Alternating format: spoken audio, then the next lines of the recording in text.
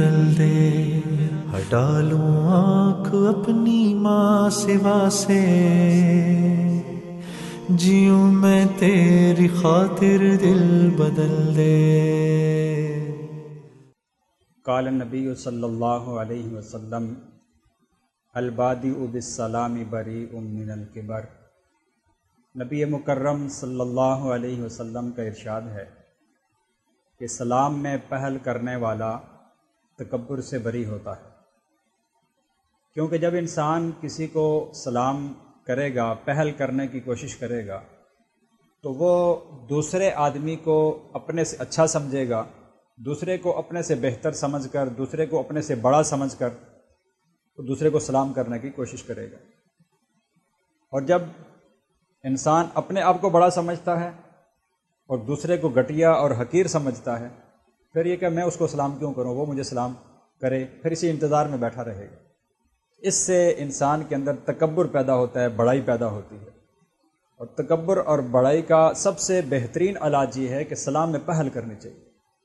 جہاں کہیں کوئی مسلمان نظر آئے تو سلام کا انتظار نہیں کرنا چاہیے کہ فلاں آدمی مجھے سلام کرے، بلکہ اس کوشش میں ہونا چاہیے کہ سلام میں پہل کروں، اس میں ثواب بھی زیادہ ملے گا، اور ساتھ ساتھ اپنے تکبر اور اپنی جو یہ باطنی بیماری ہے اس کا بھی ساتھ ساتھ علاج ہوتا چلا جائے گا کہ دوسرے مسلمانوں کو اپنے سے اچھا سمجھنا۔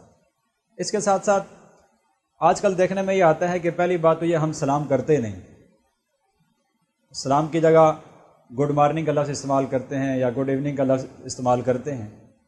حالانکہ گڈ مارننگ کہنا یا گڈ ایوننگ کہنا یہ کوئی ثواب کا کام تو نہیں ہے، اس میں ہلو ہائی تو ہو جائے گی، لیکن سلام کریں گے تو اس میں ساتھ ساتھ ثواب بھی ملے گا۔ اور سلام ایک دعا ہے کہ اللہ تجھے زندہ رکھے، اللہ تجھے سلامت رکھے۔ ویسے تو ہم کہتے رہتے ہیں جب بھی دوستوں سے ملتے ہیں، بھائی میرے لیے دعا کرنا، بھائی میرے لیے دعا کرنا۔ آپ جب کسی کو کہیں گے السلام علیکم تمہارے اوپر سلامتی ہو، وہ فوراً جواب میں آپ کو دعا دے دے گا۔ جب ہمیں دعاؤں کی ضرورت ہے تو ہم چلتے پھرتے اٹھتے بیٹھتے اپنے مسلمان بھائیوں سے، دوستوں سے اس انداز میں سلام کر کے دعا لے سکتے ہیں۔ یہ ایک آسان طریقہ ہے کہ گڈ مارننگ اور گڈ ایوننگ کہنے کے بجائے سلام کو عام کیا جائے، سلام کو کثرت کے ساتھ جہاں کہیں کوئی ملے اس کو سلام کیا جائے۔